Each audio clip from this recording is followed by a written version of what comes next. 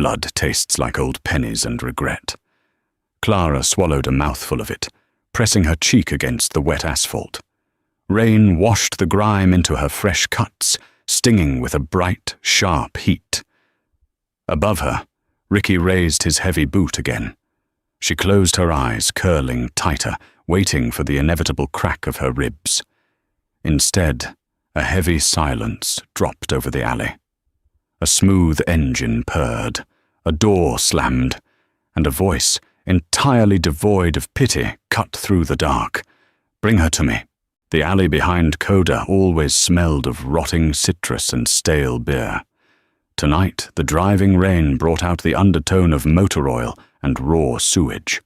Clara kept her eyes squeezed shut, her forearms locked tightly over her ears. She was trembling, though, whether from the biting November cold or the shock radiating through her body she couldn't tell. Ricky's breathing was heavy, wet, and labored. He was out of shape, a mid-level enforcer who spent more time drinking at the bar than collecting on the streets. But he was heavy, and his steel-toed boots were doing their job. "Stupid bitch!" Ricky panted the words, carrying a sloppy slur. "Think you can hold out on the register? Think I don't count the drops?" Clara didn't answer. There was no point. The $40 she'd skimmed to keep her electricity on was already gone, spent 3 days ago. If she opened her mouth, he would kick her in the teeth. Survival in the gutter meant knowing when to play dead. She tucked her chin to her chest. Another kick caught her in the thigh. Pain exploded outward, a dull, sickening thud that sent a spasm of nausea up her throat. She bit down on her tongue to keep from crying out. Crying only made Ricky angrier. It made him feel like a monster, and Ricky hated feeling like a monster. He preferred to think of himself as a businessman, making a point. "Look at me," he snarled, grabbing a fistful of her damp, matted hair. He yanked her head back. The movement tore a jagged gasp from her lips. The streetlights at the end of the alley were hazy halos of orange against the downpour. Ricky's face was a shadow, but she could smell him, cheap aerosol deodorant and cheap whiskey. Then a sound broke the rhythm of the beating. The heavy steel door of the club's VIP exit groaned open, its rusty hinges squealing against the brick. Ricky froze his grip on her hair, loosening slightly. Clara dropped her gaze, her eyes landing on the deep puddle, expanding near her knees. Her blood was swirling into the dirty water, diluting into a faint pink ribbon. 4 men stepped out into the rain. Clara couldn't see their faces, only their shoes. Expensive polished leather that had no business in an alley like this. They didn't hurry through the downpour. They moved with a slow, deliberate arrogance, completely unbothered by the weather. An umbrella snapped open with a sharp canvas thwack. Ricky dropped Clara's hair completely. She hit the pavement hard, scraping her chin, but she didn't move. She held her breath. "Mr. Russo."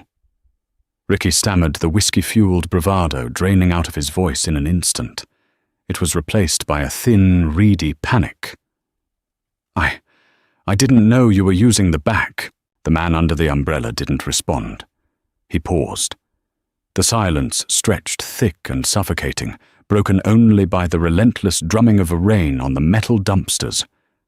Clara lay paralyzed. She knew the name Russo. Everyone who worked in the club, legal or otherwise, knew the name. Damian Russo owned the building. He owned the block. He owned the police precinct 2 streets over. Damian stepped closer. The tip of a black umbrella tilted slightly, revealing a charcoal cashmere coat. Clara kept her eyes fixed on his shoes. They were pristine. "Ricky," Damian said. His voice wasn't booming. It wasn't loud. It was quiet, conversational, and completely terrifying. It sounded like an engine idling just before a drag race. She was skimming boss. Ricky rushed to explain, his boots shifting nervously on the wet asphalt. "Just teaching her the rules. You know how it is. Can't let the rats get bold." Clara braced herself. She expected the mob boss to nod, to step over her, to get into his waiting car and leave. Why would he care? She was a cleaner, a nobody, a minor accounting error in his vast, bloody ledger. Damien didn't look at Ricky. Clara felt the weight of his gaze drop down to where she lay in the puddle. It wasn't a look of compassion. It felt like an appraisal. He was looking at her the way a man looks at a broken piece of machinery, calculating the cost of repair versus the cost of disposal. Her ribs throbbed. Her lip was split wide open, the blood pooling hot and sticky down her chin. She looked pathetic. She knew it. She met his gaze for a fraction of a second, dark, unreadable eyes beneath a sharp brow, before looking away, ashamed and terrified. "You're making a mess," Damien said finally. "I'll clean it up, boss. Swear it. Just finishing up." "No." The single syllable hung in the cold air. Damien turned away the umbrella, shifting to cover his shoulders as he walked toward a sleek black sedan, idling at the mouth of the alley. A guard opened the door for him. Ricky exhaled a shaky breath, clearly thinking he was off the hook. He reached down, grabbing Clara by the collar of her soaked jacket to haul her up. "All right, get up. You're lucky he—" Damien paused at the open car door. He looked back over his shoulder. The rain seemed to slice past him, avoiding him entirely. "Bring her to me." Ricky froze. "Boss." Damien didn't repeat himself. He slid into the dark interior of the car. The door closed with a heavy, muffled thud.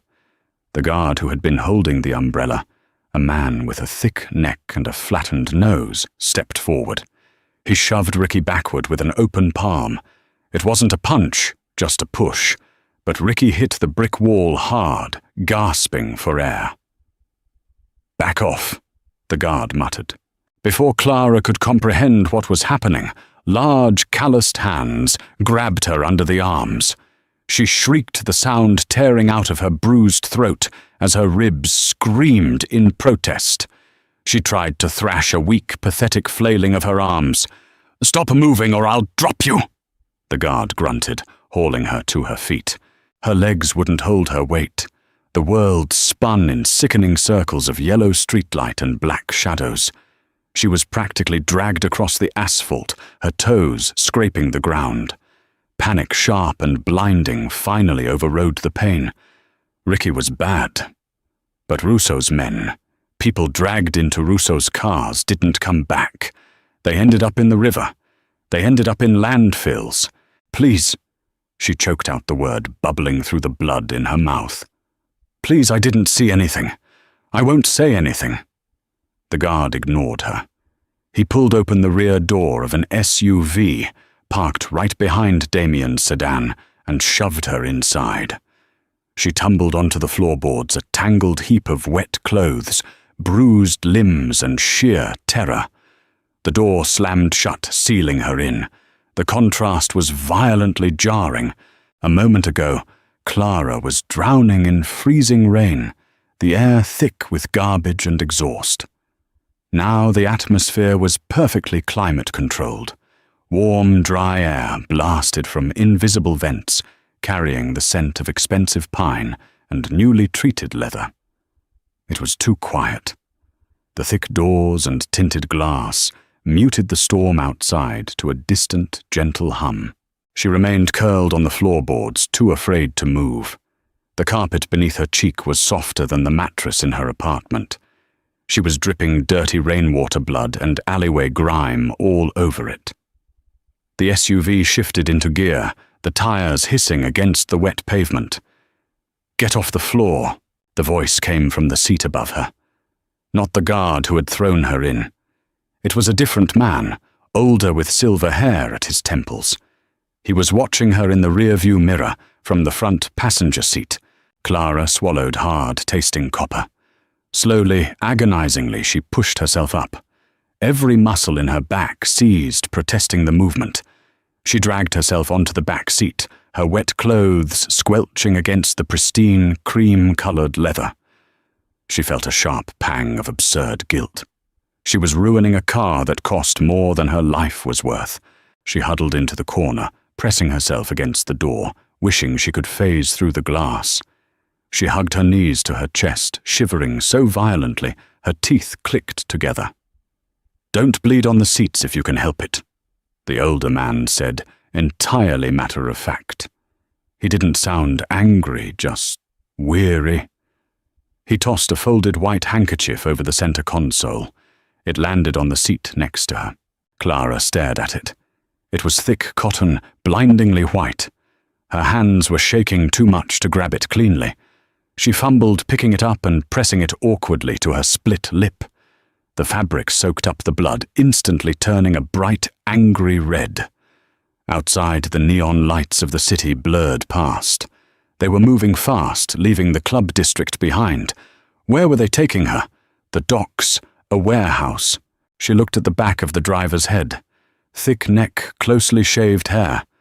The older man in the passenger seat was typing on a glowing smartphone, completely ignoring her. She was a package. Freight. "Where?" Her voice was a cracked whisper. She cleared her throat, coughing, as a spike of pain shot through her chest. "Where are we going?" The older man didn't look back. "Mr. Russo's estate." The words dropped into her stomach like lead weights. The estate. That wasn't a dumping ground. That was worse. If they were taking her to his home, he wanted something from her. But what she had, nothing. She was 24, drowning in medical debt from her late mother and working off the books, sweeping up vomit in a Mafia-fronted nightclub.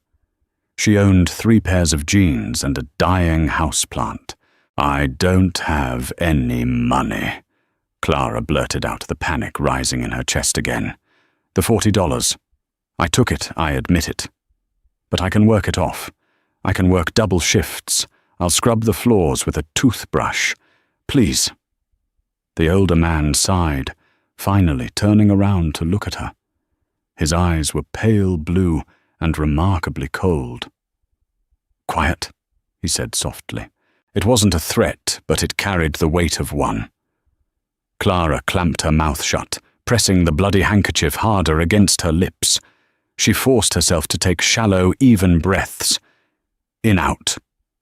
"Don't hyperventilate. Don't give them a reason to drug you or hit you." The ride stretched on. The city lights began to thin, replaced by the dark shapes of tall trees and wrought iron fences. The contradiction of her situation gnawed at her mind. She was terrified, convinced she was going to die tonight. Yet the heated seat was soothing her aching back. The warm air was drying her soaked clothes. It was the most physically comfortable she had been in months, and it felt like a sick joke. The SUV slowed, turning sharply. Clara peeked out the window. High iron gates swung open automatically, revealing a long, winding driveway, lined with manicured hedges. At the end of the drive sat a massive structure. It wasn't an old-world mansion with columns and statues. It was a modern fortress. Concrete steel and massive panes of dark glass built into the side of a hill. It looked cold, impenetrable, and completely unforgiving. The car glided to a halt under a wide portico. "Out," the driver said, putting the car in park. Clara didn't wait to be dragged. She fumbled with the door handle, her slippery, shaking fingers struggling with the latch. It clicked, and she pushed the heavy door open, stumbling out onto the smooth, wet concrete. The cold air hit her again, making her gasp. The older man was already out of the car. He gestured toward a heavy steel side door. "Inside. Follow the hall. First door on the left." She nodded numbly. She had no shoes on, she realized with a dull shock that she must have lost her sneakers in the alley. Her soaked socks slapped softly against the concrete as she walked toward the door. It was unlocked. She pushed it open and stepped inside, crossing the threshold into Damien Russo's world. The room wasn't a dungeon. It was a medical clinic. Fluorescent lights buzzed faintly overhead. casting a stark, shadowless glare over everything. The walls were painted a sterile, calming blue. Stainless steel cabinets lined the perimeter, locking in neat rows of gauze vials and surgical instruments. In the center of the room sat a black leather examination chair, the paper crinkling slightly, as Clara hesitated in the doorway. The smell of rubbing alcohol and iodine was overpowering instantly, transporting her back to the months she had spent sleeping in the chair next to her mother's hospital bed. Her stomach rolled. "Sit," a voice ordered. A man stepped out from behind a partition. He wore a rumpled dress shirt with the sleeves rolled up, revealing forearms corded with veins. A stethoscope hung loosely around his neck. He didn't look like a mob doctor from the movies. He looked exhausted with dark bags under his eyes and a graying beard that desperately needed a trim. Clara moved toward the chair like a sleepwalker. She perched on the very edge, her wet clothes dampening the crisp paper covering the seat. "I'm Dr. Hayes," the man muttered, snapping on a pair of blue latex gloves. He approached her, his eyes scanning her face with clinical detachment. "Lean back." She didn't move. "Why am I here?" Hayes paused. He looked at her. Really looked at her for the first time. He saw the shivering, the terror in her wide brown eyes, the way her arms were wrapped defensively around her ribs. His expression softened slightly, though his posture remained rigid. "Because the boss brought you here," Hayes said gently, "and my job is to make sure you don't bleed out on his imported rugs. Now lean back." Reluctantly, Clara leaned against the leather. The movement sent a fresh spike of agony through her chest. She winced, a sharp hiss escaping her teeth. "Ribs?" Hayes asked, his hands moving toward her jacket. "Yes," she whispered. "Take the coat off." It was a slow, painful process. Her cheap, waterlogged jacket peeled off her shoulders like a second skin. Underneath, she wore a simple grey t-shirt, now stained brown, with old water and fresh blood. Hayes didn't hesitate. He took a pair of trauma shears from a tray and efficiently cut the t-shirt up the middle. Clara flinched instinctively, crossing her arms over her bra, but Hayes just pushed her hands away with gentle firmness. "I'm a doctor, sweetheart. Not a priest, not a threat. Just let me work." The left side of her ribcage was a canvas of deep, angry purples and swollen reds. Hayes probed the area with his gloved fingers. His touch was clinical, applying just enough pressure to assess the damage. Clara bit her lip hard to keep from crying out, fresh tears pricking her eyes. "Two bruised, possibly one fractured," Hayes mumbled to himself, stepping back. "Nothing punctured. You're lucky he was wearing dull boots." He turned to a sink, washing his gloved hands. "I'm going to clean the cuts on your face. It's going to sting." It did sting. The alcohol pad bit into the split on her lip, and the scrape on her cheek like liquid fire. Clara gripped the armrests of the chair, her knuckles turning white. She focused on the buzzing of the fluorescent lights. She focused on the smell of the iodine. Anything to stay grounded. Anything to stop her mind from spiraling into the terrifying question of what comes next. The heavy door behind her opened. The sound was quiet, but it commanded the room. The air pressure seemed to change, the clinical scent of the room suddenly cut by the faint, sharp smell of cold rain, expensive cologne, and cigarette smoke. Dr. Hayes stopped wiping her face. He stepped back, dropping his hands to his sides. "Mr. Russo." Clara didn't turn her head. She couldn't. Her body froze, paralyzed by a prey instinct, telling her that movement meant death. Footsteps slow and measured crossed the linoleum floor. Damien walked into her line of sight. He had taken off the dark overcoat. He wore a crisp white shirt, the top two buttons undone, and dark slacks. Up close in the harsh lighting, he looked even more intimidating than he had in the dark alley. He wasn't conventionally handsome. His features were too sharp, too carved. A faint, thin scar ran through his left eyebrow, his eyes dark as coffee grounds locked onto her. There was no pity in them, no warmth, just a heavy, calculating intelligence. "Damage?" Damien asked, his voice a low rumble that vibrated in Clara's chest. He didn't look at the doctor. He kept his eyes on Clara. Fractured rib, deep lacerations on the mouth and cheek. Mild concussion, most likely. Hayes rattled off entirely professional. "She needs rest ice and painkillers." Damien stepped closer to the chair. Clara shrank back, pressing herself as deep into the leather as she could go. He reached out. She flinched violently, squeezing her eyes shut, waiting for a blow. Instead, she felt the cool, smooth touch of 2 fingers beneath her chin. He tilted her face up toward the light. The touch was firm, inescapable, but not painful. Clara opened her eyes. He was standing right in front of her. She could see the faint stubble on his jaw, the tiny flecks of gold in his dark eyes. Her breath hitched. She was terrified, yes, but there was a strange, terrifying gravity to him. He didn't look at her injuries with disgust, nor with sadistic pleasure. He looked at them like a puzzle he was trying to solve. "What is your name?" Damien asked.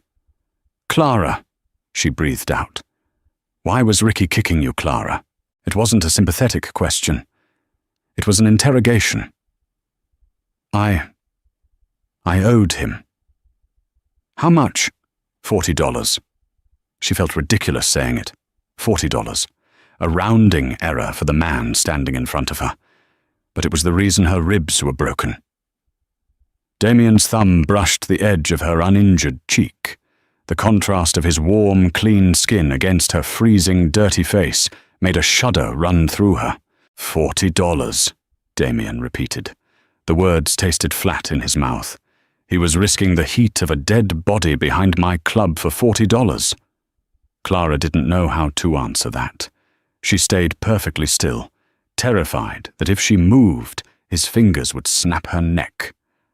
Damien dropped his hand. He turned to Dr. Hayes. "Wrap her ribs. Give her something for the pain. Have Maria find her some clean clothes." He began to walk toward the door. "Wait!" Clara blurted out before her brain could stop her mouth. Damien paused his hand on the heavy steel handle. He looked back over his shoulder. The look in his eyes was dangerous. A warning. "Don't push your luck." "Why?" Clara swallowed the lump of terror in her throat. "Why did you bring me here if I owe you for the medical supplies I can't pay? I told your man I don't have anything." Damien turned fully around. He leaned against the heavy door, crossing his arms over his chest. For a moment, the silence stretched out thick and heavy. "You misunderstand your situation, Clara," Damien said slowly. "You don't owe me for the bandages. You don't owe me for the car ride." He pushed off the door, taking one step back toward her. "Ricky was my employee. He was using my property to conduct unsanctioned business. He made a mess on my doorstep." Damien's eyes narrowed slightly. "I don't like messes. I don't like loose ends. And I certainly don't like my employees thinking they can act like animals without my permission." He looked her up and down, taking in the bloody, half-naked, trembling reality of her. "I didn't save you because I felt sorry for you." Damien said, his voice dropping an octave, slipping into something raw and absolute. "I took you because you are evidence of a problem in my house. And until I decide what to do with that problem, you belong to me." He didn't wait for her to respond. He turned and walked out the heavy door, clicking shut behind him, with the finality of a prison cell closing. Clara sat in the silence, the buzzing of the lights suddenly deafening. She looked at Dr. Hayes, who was quietly pulling a roll of thick white medical tape from a drawer. She had survived the alley, but as the cold reality of Damien's words settled into her bones, Clara realized a terrifying truth. She hadn't been rescued. She had just been claimed. Dr. Hayes finished the wrapping with a sharp tear of medical tape that echoed off the tile. The tight compression around Clara's chest made breathing a shallow, deliberate chore. Every inhale stopped halfway, blocked by a wall of dull, throbbing heat. "2 of these," Hayes said, dropping 2 small white oval pills into her trembling palm. He handed her a paper cup of tepid water. "They'll make you sleep. Don't fight it. Your body needs to redirect its energy from panicking to healing." Clara stared at the pills. They were chalky and innocent-looking. She tossed them back the dry edge of the tablets, scraping her raw throat, and chased them with the water. Before Hayes could say another word, the heavy clinic door swung open again. This time it wasn't Damien. It was an older woman with iron-grey hair pulled back into a severe bun. She wore dark slacks and a sensible grey sweater. Her face was a map of deep lines, but her dark eyes were sharp and entirely devoid of warmth. She carried a folded stack of clothes over her arm. "Maria." Hayes nodded, stepping back to wash his hands again. "She's all yours. Concussion protocol. Wake her in 4 hours." Maria didn't acknowledge the doctor. She stepped up to the examination chair and dropped the clothes onto the metal tray. "Can you walk?" Her voice was gravelly, carrying a thick, untraceable European accent. "I think so," Clara whispered. "Don't think. No. If I have to carry you, I will drop you." Maria held out a hand. It wasn't an offer of comfort. It was a pragmatic necessity. Clara took it. Maria's skin was dry and calloused her grip like a vice. Clara slid off the crinkling paper. Her bare feet hit the cold linoleum, and a fresh wave of nausea immediately rolled through her stomach. The room tilted. She swayed, grabbing the edge of the chair. "Put these on," Maria commanded, thrusting the clothes at her. They were men's clothes, a pair of thick charcoal sweatpants and a long-sleeved black Henley. They smelled of harsh, unscented laundry detergent. Clara stripped off her ruined damp jeans with agonizing slowness. Bending over to pull the sweatpants up felt like someone was driving a hot nail into her side. Maria didn't help her, nor did she look away. She just watched her face, a mask of weary impatience, as Clara struggled into the oversized garments. The fabric was impossibly soft against her battered skin, a stark contrast to the rough denim and cheap polyester she was used to. It felt wrong. It felt like a costume. "Follow," Maria said, turning on her heel. Clara trailed behind her, clutching the excess fabric of the sweatpants to keep them from sliding off her hips. They left the clinic, stepping out into a wide, dimly lit hallway. The floors here were polished dark wood, so glossy they reflected the low amber lights set into the baseboards. The silence of the house was absolute. It was a heavy, soundproofed quiet that made Clara's ears ring. They walked past several closed, featureless doors. The air smelled of beeswax and something faint and metallic like old pennies. It reminded her of the alley. She shivered. Maria stopped at a door near the end of the hall. She opened it and flicked a switch. "Bathroom is through there. Water is in the pitcher. Sleep." Maria didn't wait for a thank you. She pulled the door shut. The heavy click of the latch echoed in the room. Clara stood frozen in the center of the plush, cream-colored carpet. The room was massive, larger than her entire apartment. A king-sized bed dominated the space, piled high with thick, slate-gray pillows and a duvet that looked like a cloud. There was no art on the walls, no personal touches. It looked like a high-end hotel room waiting for a ghost. She walked slowly to the door. She reached out her fingers, trembling, and turned the brass handle. It didn't budge. She twisted it harder. Nothing. The click hadn't just been the latch. It had been a lock. From the outside, a cold spike of adrenaline pierced through the heavy, creeping fog of the painkillers. She pressed her forehead against the cool wood of the door, her breath hitching. She was locked in. Damien Rousseau's words echoed in her skull. "You belong to me." Panic clawed at her throat, but her body simply didn't have the energy to sustain it. The pills were pulling her under, wrapping her brain in thick, heavy cotton. Her knees buckled. She staggered away from the door, practically falling face first onto the massive bed. The mattress swallowed her. The linen smelled like fresh air and ironing starch. It was the most comfortable thing she had ever felt, and it was entirely terrifying. She curled onto her uninjured side, pulling her knees to her chest, trying to make herself as small as possible. Outside, the rain beat silently against the thick, reinforced glass of the single window. Clara closed her eyes, the darkness behind her eyelids spinning. She didn't pray to be rescued. She just prayed she would wake up. Light sliced through the room like a physical blow. Clara gasped, her eyes flying open. Sunlight was pouring through the floor-to-ceiling window, blindingly bright after the dark, rainy night. She tried to sit up, and a horrific tearing pain ripped through her left side. She choked on a scream, falling back against the pillows, gasping for air. The painkillers had completely worn off. Every muscle in her body felt like it had been beaten with a meat tenderizer. Her lip throbbed in time with her heartbeat tight and swollen. She lay there for 10 minutes, just staring at the smooth white ceiling, bargaining with her own body to move. Finally, she rolled onto her right side and pushed herself up. The oversized Henley slipped off her shoulder.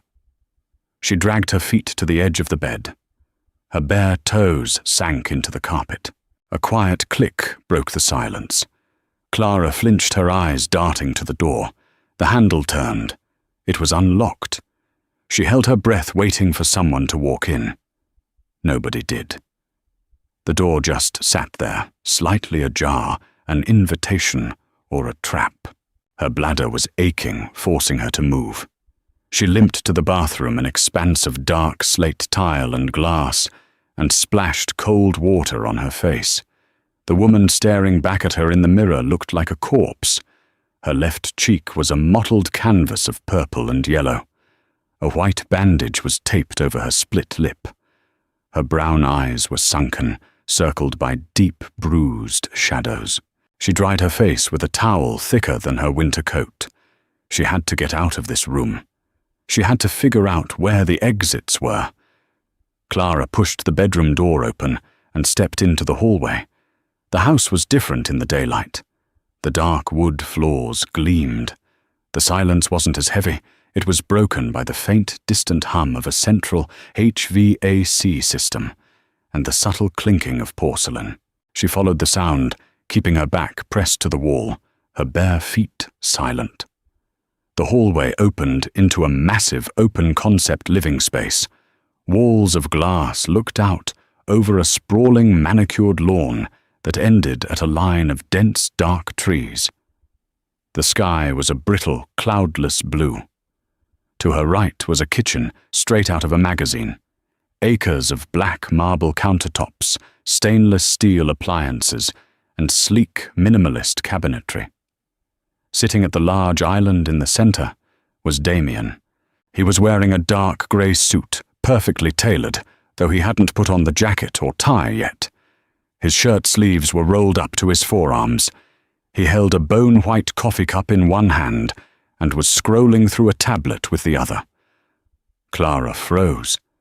She wanted to back away to disappear down the hall, but his eyes flicked up, catching her movement instantly. He didn't startle, he didn't smile. He just set the coffee cup down on its matching saucer. The tiny clink sounded like a gunshot in the quiet room. Sit. It wasn't a request. Clara's legs moved on autopilot. She hobbled toward the island, her arms crossed protectively over her ribs. She pulled out a tall leather stool and sat on the very edge, keeping as much distance between them as the counter allowed. Up close, the smell of his coffee was rich and bitter, mixed with the faint scent of his cologne cedar and something sharp like ozone. Damien slid a plate across the marble. It held 2 pieces of dry toast and a small bowl of sliced fruit. "Eat," he said, his eyes returning to his tablet. Clara looked at the food. Her stomach was a twisted knot of acid and fear. "I'm not hungry." "I didn't ask if you were hungry. Your body experienced a trauma. It requires fuel. Eat the toast." His voice was flat, devoid of any inflection. He was issuing a maintenance order for a piece of equipment. Clara picked up a piece of toast. Her hand was shaking so badly it tapped against the plate. She took a tiny dry bite. It tasted like sawdust. She forced herself to swallow. "Why was my door locked?" she asked. The words tumbled out before her brain could filter them. Damien slowly turned his head to look at her. His dark eyes were bottomless, revealing nothing. "Because a concussed, panicked woman wandering my house in the middle of the night is a liability. You would have tripped the security sensors and my men would have shot you." He said it so casually, as if explaining why he kept the milk in the fridge. Clara swallowed hard. "I want to go home." "You don't have a home," Damien replied smoothly. He swiped a finger across his screen. "You rent a basement apartment in the Narrows. You are 2 months behind on rent. Your landlord initiated eviction proceedings yesterday." The blood drained from Clara's face. "How do you know that?" "I know everything that happens in my city," Damien said. "Especially concerning things that belong to me.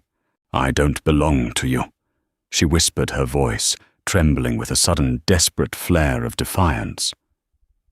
Damien set the tablet down. He leaned forward, resting his forearms on the black marble. The air between them suddenly felt suffocatingly thick. He was too close. She could see the individual lashes framing his dark eyes, the precise line of the scar through his eyebrow. "Let me be very clear with you, Clara," he said softly. "Last night, Ricky fractured your rib for $40. He did that because out there you are nothing. You have no money, no family, no protection. Out there you are prey." He reached out. Clara flinched, pulling back, but he just tapped his index finger against the marble countertop, a slow, rhythmic beat. "In here," he continued, his gaze pinning her in place, "you are under my roof. You wear my clothes. You eat my food.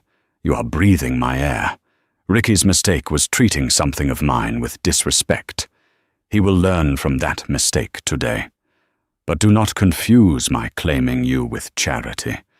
You are here because I require it. When I no longer require it, you will know." Clara stared at him, terrified by the utter lack of emotion in his face. He wasn't a man driven by rage or sadism.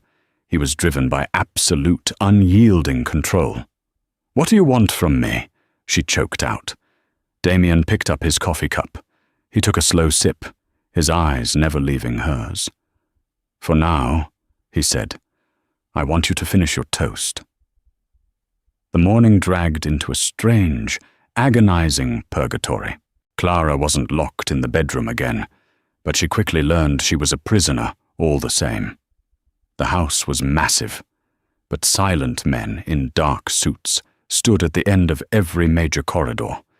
They didn't look at her, didn't speak to her, but their presence was a physical wall. She was allowed in the kitchen, the living room, and the hallway leading to her bedroom. That was her world. She sat on a massive slate-grey velvet sofa in the living room, staring out the reinforced glass at the tree line. The painkillers Dr. Hayes had left on the counter were wearing off again, leaving her side burning with a hot, pulsing ache. She hugged a throw pillow to her chest, trying to apply counter-pressure. Around noon, the atmosphere in the house shifted. It wasn't a sound, not at first. It was a change in the air pressure. The silent men in the hallways straightened up. A low, barely audible crackle of radio static drifted from somewhere near the front entrance. Clara sat up, slightly wincing. She looked toward the foyer. Through the massive glass walls facing the driveway, she saw a black SUV pull up. It wasn't the one she had ridden in last night. This one was older, muddy, and lacking the sleek, polished menace of Damien's personal fleet. Two men stepped out of the front. They walked around to the back and opened the door. They dragged Ricky out by his armpits. Clara stopped breathing. Her hands gripped the velvet pillow so hard her knuckles turned white. Ricky looked awful. His clothes were soaked and caked in mud. His head lolled lazily on his shoulders, his face a bruised, unrecognizable mess. One of his eyes was swollen completely shut. He wasn't resisting. He looked like a sack of wet grain being hauled toward the house. The men dragged him out of Clara's line of sight toward a side entrance of the estate. Panic, cold and sharp, flooded her veins. She scrambled off the sofa, ignoring the scream of her fractured rib, and backed away from the windows. She pressed herself into the corner of the room, near a heavy stone fireplace, trying to become invisible. 10 minutes passed. The silence returned thicker and heavier than before. Then she heard it.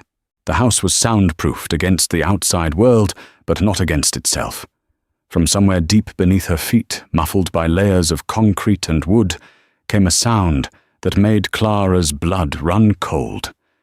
It was a wet, heavy thud, followed by a sharp, pathetic whimper. Clara slapped both hands over her mouth, her eyes wide with terror.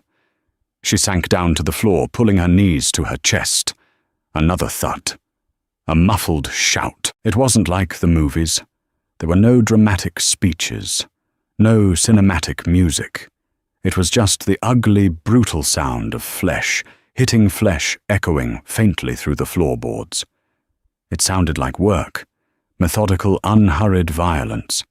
She squeezed her eyes shut, but the darkness only made her hearing sharper. She remembered Ricky's heavy boot connecting with her side. She remembered the smell of his whiskey sweat. She hated him. She had wished him dead in that alley. But hearing him being dismantled piece by piece in the basement of this pristine, silent house was entirely different. It was the sound of a god dealing with a non-believer. The sound stopped after 10 minutes. The silence that followed was suffocating. Clara stayed curled on the floor, shaking violently. She didn't know how long she sat there. The sun shifted across the room, casting long, sharp shadows across the polished wood floor. Footsteps approached, slow, measured, and completely calm. Clara opened her eyes. Damien was walking into the living room. He had taken off his suit jacket. His white shirt was pristine, the cuffs rolled up perfectly. He looked exactly as he had at breakfast, unbothered, untouched, except for one detail. As he stopped a few feet away looking down at her cowering form, Clara saw it. On the crisp white fabric of his right cuff, just above the wrist bone, was a single tiny red speck. A pinprick of fresh blood. Damien followed her gaze. He looked down at his cuff, noticing the spot for the first time. He didn't look disgusted. He didn't try to hide it. He simply unrolled the sleeve, buttoning it neatly at his wrist, covering the stain. "Get up," he said softly.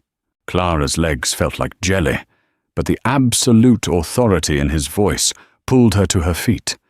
She kept her back pressed against the cold stone of the fireplace, her arms wrapped tightly around herself. "Your debt is cleared," Damien said. His voice was conversational, the tone of a man discussing the weather. "The $40, the insubordination, the mess in my alley. It has all been balanced." Clara stared at him, her chest heaving. "Is he—" She couldn't finish the sentence. The word tasted like ash. "Ricky is no longer an employee," Damien replied smoothly. He stepped closer, invading her space, until she could smell that sharp ozonic cologne again. It entirely masked any scent of violence. He was a faulty cog in a very expensive machine. I replaced him. He reached out. This time Clara was too frozen by terror to flinch. He tucked a loose strand of hair behind her ear. His fingers were warm, steady, and completely dry. "Do you understand what happens to faulty cogs, Clara?" he asked, his dark eyes locking onto hers. "Yes," she whispered, a tear finally breaking free and tracking down her bruised cheek. Damien's thumb caught the tear before it reached her jaw. He wiped it away with a gentle, terrifying precision. "Good," he murmured. "Because you are a part of the machine now, and I demand perfection from my property." Healing was an ugly itching process. Over the next 3 weeks, the deep purple landscape across Clara's ribs faded to a sickly yellow-green. The split on her lip knit together into a thin white line that tugged uncomfortably when she drank water. She didn't leave the estate. She didn't even try. The silent men in the hallways remained their presence, a constant heavy pressure at the base of her skull. Maria brought her real clothes on the 4th day. They weren't ball gowns or lingerie. They were armor, high-waisted wool trousers, heavy silk blouses that buttoned to the collarbone, and cashmere sweaters in muted shades of slate navy and black. They fit perfectly. Damien hadn't asked her size. He just knew it, or had someone figure it out. The lack of privacy terrified her, but the silk felt like liquid, cool against her bruised skin. She wasn't asked to clean. She wasn't asked to cook. She existed in a state of suspended animation, wandering the library, or sitting by the reinforced windows, watching the autumn leaves rot into brown sludge on the manicured lawns. Then, on a rainy Tuesday morning, a guard finally spoke to her. "The boss wants you in the study." Clara's stomach seized. She hadn't spoken to Damien since the day in the kitchen. She had seen him, a dark shape, moving through the hallways, a voice murmuring behind closed mahogany doors. But he had ignored her. The machine was running, and she was simply waiting to be slotted into her purpose. The guard escorted her down a corridor she hadn't been allowed in before. The air here smelled different. Less beeswax, more aged paper leather, and the sharp, distinct tang of gun oil. He opened heavy double doors and gestured for her to enter. Damien's study was a cavern of dark oak and floor-to-ceiling bookshelves. A massive desk dominated the center of the room, buried under neat stacks of manila folders and leather-bound ledgers. Damien sat behind it, the sleeves of his black dress shirt rolled up, reading a document through a pair of silver wire-rimmed glasses that made him look brutally intelligent. He didn't look up when she walked in. "Sit." Clara sat in the leather armchair opposite him. The leather groaned softly under her weight. She kept her hands folded in her lap, her fingernails biting into her palms. Damien finished reading, signed the bottom of the page with a heavy gold fountain pen, and set it aside. He took off the glasses, rubbing the bridge of his nose. He looked tired. It was the first human flaw she had seen in him. "You stole $40 from the coda register," Damien said. It wasn't a question. Clara's throat went dry. "Yes. My floor managers balance those registers twice a night.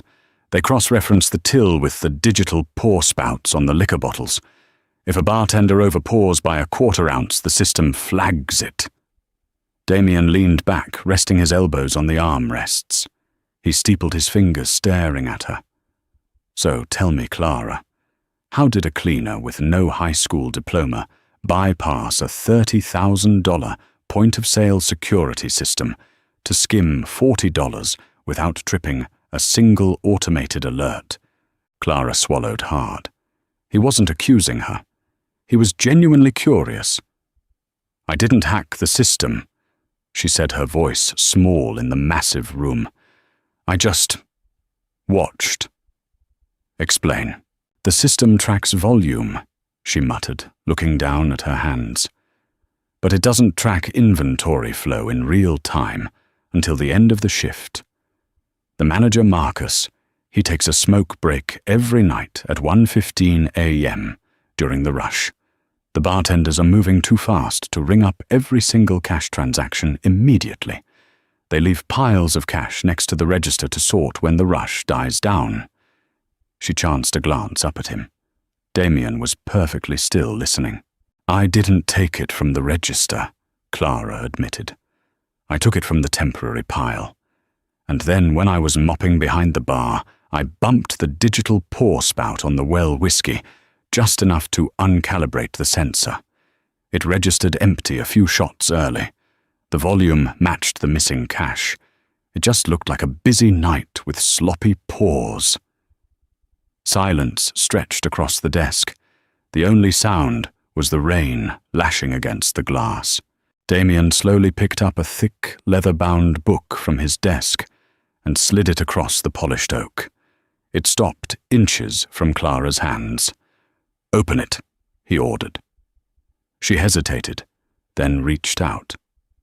The pages were thick and filled with dense, hand-written columns of numbers. Dates, amounts, alphanumeric codes. It was a ledger. Not for the club. For something much, much bigger. This is the gross intake for my shipping operations in the South Ward for the last quarter. Damien said, his voice dropping to a low, dangerous hum. My chief accountant tells me we are operating at a 9% loss due to overhead and union disputes. I think my chief accountant is buying a summer home in Tuscany with my money. Clara stared at the numbers. They blurred slightly before her eyes. Why are you showing me this? Because you bypassed my security system to feed yourself. You understand the spaces between the numbers, the human element. Damien leaned forward, placing both hands flat on the desk. You are going to find where he is hiding my money. I'm not an accountant, Clara protested, panic flaring in her chest. I don't know anything about shipping, or you have a brain that looks for the cracks in the wall. Damien interrupted his tone, leaving no room for argument. Find the crack. You have 3 days. He went back to his paperwork. The conversation was over. Clara sat there for a long moment, staring at the manila pages. She was a hostage, a pet, a prisoner. But as she pulled the heavy ledger onto her lap, a strange, dark thrill twisted in her gut. He wasn't asking her to scrub blood off his floors. He was handing her the keys to his empire. He was testing her. She picked up a pencil from the desk. The lead was sharp. The numbers didn't lie, but the people who wrote them did. Clara spent the next 72 hours drowning in ink. Damien had given her a small desk in the corner of his study. They worked in silence hours, stretching into the night, accompanied only by the smell of bitter espresso and the scratch of pens. She found the leak on the 3rd night. It wasn't a sophisticated shell corporation. It was a phantom fuel surcharge buried in the manifest of a trucking route that didn't exist, multiplied by 300 deliveries. When she slid the paper across his desk, showing her math, Damien didn't smile. He just stared at the circled number. His jaw ticked. He picked up his phone, dialed a single digit, and said, "Bring him in." Clara didn't ask who. She didn't want to know. The reality of what she had just done settled over her like a lead apron. She had just signed a man's death warrant with a number 2 pencil. "Go to your room, Clara," Damien said softly, not looking up from the paper. She stood up, her knees trembling slightly, and walked out. The house felt suffocating that night. She lay in the massive bed, staring at the ceiling, waiting for the muffled thuds from the basement. But they never came. Instead, at 3:14 a.m., the world exploded. It wasn't a metaphor. A concussive wave ripped through the air, shaking the heavy oak door of her bedroom on its hinges. The sound was deafening, a deep, chest-rattling boom, followed by the high-pitched shriek of shattering glass from the front of the estate. Clara bolted upright, her heart hammering wildly against her healing ribs. The power died instantly, plunging the room into absolute pitch-black darkness. A second later, emergency red lighting flared in the baseboards, bathing the room in a bloody, pulsing glow. Sirens began to wail. Not police sirens. A localized grinding klaxon that meant the perimeter had been breached. Gunfire. The sharp staccato crack of automatic weapons echoed down the hallway. Panic raw and animalistic seized her throat. She threw off the duvet, her bare feet hitting the floor. She didn't know where to go. Under the bed, the bathroom. The bedroom door was kicked open. Clara screamed, backing up until her spine hit the wall. A massive silhouette filled the doorway, backlit by the red emergency lights. "Move!" It was Damien. He wasn't wearing a suit. He wore dark tactical pants and a black t-shirt. He held a heavy matte black handgun by his side. His breathing was heavy, his face an unreadable mask of absolute focus. He didn't wait for her to comply. He crossed the room in 3 strides, grabbed her by the bicep, and hauled her toward the door. His grip was bruising, completely devoid of the gentle precision he had shown before. "Damien, what?" "Shut up and run." He pulled her into the hallway. The air was already thick with the smell of burning drywall and the sharp, sulfuric bite of cordite.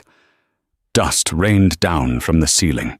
2 of Damien's guards ran past them, carrying long rifles heading toward the foyer.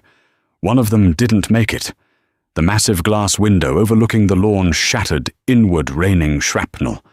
A series of suppressed pops echoed from the tree line, and the guard dropped like a stone, a dark pool instantly expanding around his head.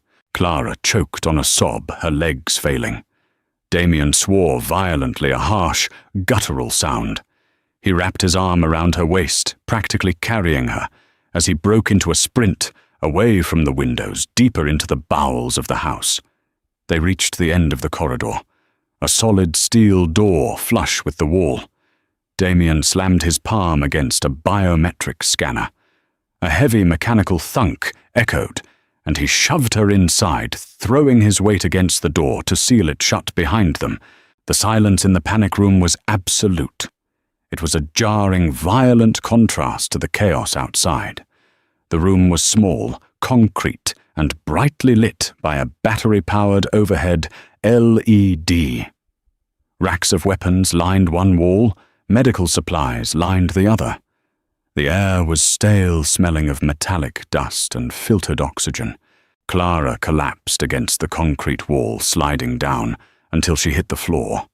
She pulled her knees to her chest, hyperventilating. Her lungs couldn't pull in enough air. The image of the guard's head snapping back burned behind her eyelids. "Breathe," Damien ordered. He walked to the center of the room, ejected the magazine from his handgun, checked it, and slammed it back in. His hands were perfectly steady. He was a machine built for this exact environment. They're going to kill us," Clara gasped, digging her fingers into her hair. "They are an amateur crew, hired by a dead accountant," Damien said flatly. He set the gun down on a steel table. "My men will have the lawn cleared in 5 minutes. The police are on our payroll. They will take 20 minutes to arrive. It is already over." He turned his back to her, leaning heavily against the steel table. That was when she saw it. The back of his black t-shirt was torn. A dark, wet slick was spreading rapidly across his right shoulder blade, soaking the fabric and dripping onto the concrete floor. "You're bleeding," Clara whispered, the panic suddenly freezing in her veins, replaced by a cold, sharp shock. Damien glanced over his shoulder, looking at the blood as if it were a minor inconvenience like a spilled coffee. A ricochet off the doorframe. It missed the artery. He reached for the hem of his shirt and pulled it over his head. Clara stopped breathing. His back was a road map of violence. Old scars, thick and white, crisscrossed his skin knife wounds, burn marks, the puckered dimples of old bullet holes. He had not been born a king. He had been carved into one. The fresh wound was a nasty, jagged tear across his shoulder muscle. It was bleeding sluggishly but deeply. He walked to the medical supply shelf, opened a steel tin, and pulled out a bottle of iodine and a staple gun. He set them on the table. He reached over his shoulder with his left hand, trying to angle the iodine bottle over the wound. His jaw clenched in pain, the muscles in his back pulling tightly. He couldn't reach it properly. Clara watched him struggle. The man who owned the city. The man who ordered beatings and executions. He was bleeding out in a concrete box entirely alone. Without thinking, she pushed herself up off the floor. Her bare feet made no sound on the concrete. She stepped up behind him. Damien froze his muscles, instantly tensing, preparing for an attack. "Let me," she said softly. She took the plastic bottle of iodine from his hand. Their fingers brushed. His skin was burning hot. Hers was ice cold. He didn't say a word. He just lowered his arm, submitting to her touch. Clara poured the brown liquid directly into the open wound. Damien hissed his hands, gripping the edge of the steel table so hard the metal groaned, but he didn't pull away. She grabbed a thick gauze pad, pressing it hard against the torn flesh to stop the flow of blood. The intimacy of the moment was suffocating. She was pressing her hands into the back of a murderer, keeping his blood inside his body. She could feel his heartbeat hammering against her palms, fast and heavy. He smelled of sweat gunpowder and that sharp, lingering cologne. "Why did you grab me?" Clara asked, her voice barely a whisper in the silent room. "I'm just a cleaner. A faulty cog." Damien's chest rose and fell with a heavy breath. He looked down at the steel table. "Because a machine doesn't work if it leaves pieces of itself behind," he said quietly.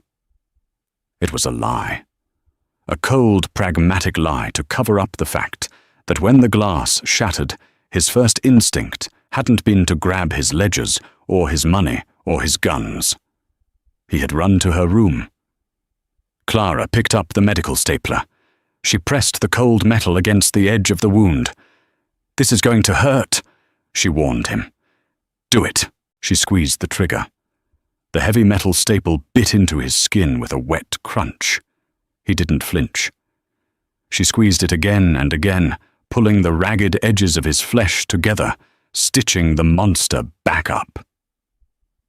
The estate smelled of bleach and ozone. It had been 12 hours since the attack. The bodies were gone. The shattered glass in the foyer had been swept away and replaced by heavy wooden boarding. The silent men in the suits were back, pacing the halls, though there were twice as many now carrying heavier weapons. Clara stood by the boarded-up window in the living room, staring at the thin slivers of grey daylight bleeding through the wood. She was wearing her old clothes, the grey t-shirt with the slit up the middle from Dr. Hayes's shears, and the stiff, cheap jeans. Maria had washed them, but they still felt wrong. They felt like a life she didn't belong to anymore. Footsteps approached, slow, heavy, and slightly uneven. Damien walked into the room. His right arm was in a black sling, immobilizing his stapled shoulder. He wore a dark suit jacket, draped over his uninjured side, looking every bit the untouchable boss again. The vulnerability of the panic room was entirely gone, locked away behind his cold, dark eyes. He stopped a few feet from her. He held a thick, heavy manila envelope in his left hand. He tossed it onto the glass coffee table between them. It landed with a dense, heavy thud. "There is $50,000 in cash in that envelope," Damien said, his voice stripped of all emotion. "As well as a passport with a new name, a driver's license and keys to a sedan parked a mile down the road. The trunk has a change of clothes and a burner phone. Clara stared at the envelope. Her heart gave a painful, erratic thump against her bruised ribs. What is this severance? Damien looked away, staring at the wooden boards covering the window. You found the leak in my ledger. You proved your utility. Your debt was cleared weeks ago. You are a civilian, Clara. The people who attacked my house last night, they don't leave survivors. You are a liability to me, and I am a liability to you. The front door is unlocked. Walk out. He was letting her go. It was what she had prayed for every single night since Ricky had kicked her into the asphalt. Freedom, money, a clean slate. She could take that envelope drive away and never smell cheap whiskey or stale blood again. She could be normal. She took a step toward the table. Her hand hovered over the thick brown paper. She looked back up at him. Damien's jaw was locked tight. He wasn't looking at her. He was waiting for her to vanish, cutting out the one variable in his perfectly controlled world that he couldn't predict. Clara closed her eyes. She remembered the alley, the cold rain, the utter paralyzing helplessness of being nothing. Out there she was prey. Out there men like Ricky could break her bones for $40, and nobody would bat an eye. She opened her eyes and looked around the massive, silent room. The walls of this house were soaked in blood. The man standing in front of her was ruthless, cold, and a killer. But when the bullets started flying, he hadn't used her as a shield. He had carried her to the concrete box. He had let her stitch his skin back together. She didn't want to be prey anymore. And standing in the shadow of the devil, she realized she felt entirely safe. Clara pulled her hand back from the envelope. She stepped around the coffee table, closing the distance between them. Damien finally looked down at her, his dark eyes widening just a fraction of an inch. A massive display of shock for a man who controlled everything. "I don't want a new name," Clara said softly, her voice steady. "Clara." He warned, a low, dangerous rumble in his chest. "If you stay, you are in the machine. There is no getting out. You will see things that will rot your soul. You will be complicit." "I know," she whispered. She reached out her small, pale hand, resting lightly against the black fabric of his sling, right over his heart. She could feel the steady, rhythmic beat beneath her palm. It matched her own. "I like the ink," she said, looking up into his eyes. "I like finding the cracks. You need someone to watch the numbers, Damien. You need someone who knows how the rats operate." Damien stared down at her. The silence in the room stretched until it felt like a physical weight pressing against them. He was searching her face, for fear, for hesitation, for the naive girl he had dragged out of the rain. But that girl was gone. She had died in the alley, and the woman standing before him was forged in the cold, sterile air of his estate. Slowly, deliberately, he raised his uninjured left hand. He didn't touch her face. He wrapped his fingers around the back of her neck, his grip firm, possessing, and absolute. "If you stay," Damien murmured, the gravel in his voice scraping against her senses, "you belong to me. Completely." Clara didn't flinch. She leaned into the heavy, warm weight of his hand. "I know," she breathed. Damien pulled her against his chest. The smell of ozone, expensive cologne, and dark power enveloped her. Outside, the rain began to fall again, drumming softly against the wooden boards. But Clara didn't feel the cold. She closed her eyes, entirely safe in the dark.